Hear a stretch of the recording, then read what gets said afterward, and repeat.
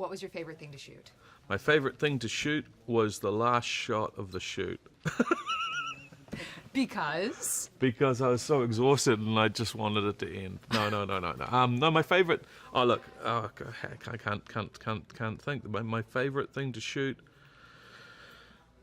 I think my favorite thing to shoot was the scene between Tom and Hester in the cell, when Tom, finally, he says, "I'm sorry, this was all my fault," and she opens up to him, because that's a major turning point for their characters. Hester's been like, "Get away from me, okay, we're not doing this, we're not connecting," and then he, and just, that little intimate scene between them in this sort of grungy environment where she opens up and sort of tells him what actually happens to her, I think was probably, because it's all about,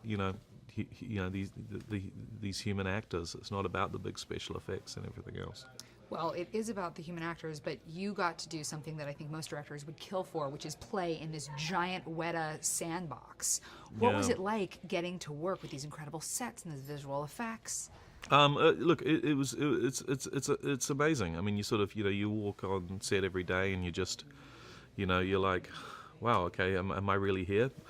That's the kind of the PR spin. The reality is you're just like, stressed and under pressure about how you're going to get through your day. And it's bizarre because you do, there's a lot of fun in the pre-production because you're looking at these sets, you go, oh, this is going to be really cool, that's going to be great, that's going to, we do this right. But then when you're actually in the pressure of the shoot, you just, man, you're just on a ride that just, is just problem solving second by second.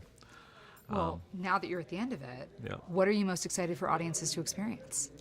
Look, I'm most excited for them to experience a new cinematic universe, like a new world on screen. That's something they've never seen before, and a reason to go to the movies. I used to go to the movies to see new stuff, to see something that I'd never seen before, and hopefully we've done that. But also, a film that has a human heart and has some real messages that are important to us.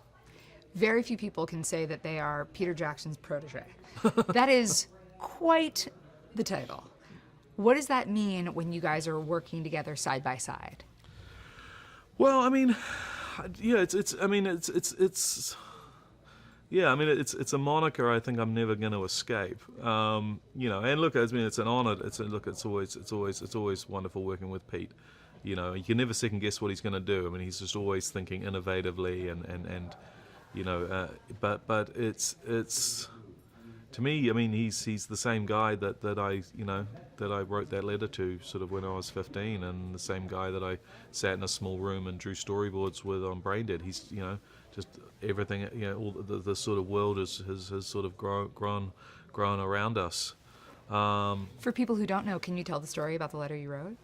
Yeah, well, I was 15, and I was a teenager who wasn't sure what I was going to do with my life, and knew that I loved film, and I was always drawing pictures of the characters I'd seen in movies, and I saw this film Bad Taste that Peter had made, and he was 2.5 hours away, and I loved the film and sent him a letter, and he rang me back and we got talking, and then a couple of years later he hired me to be a storyboard artist on Braindead, which is Dead Alive here, and I sort of never left, so here I am.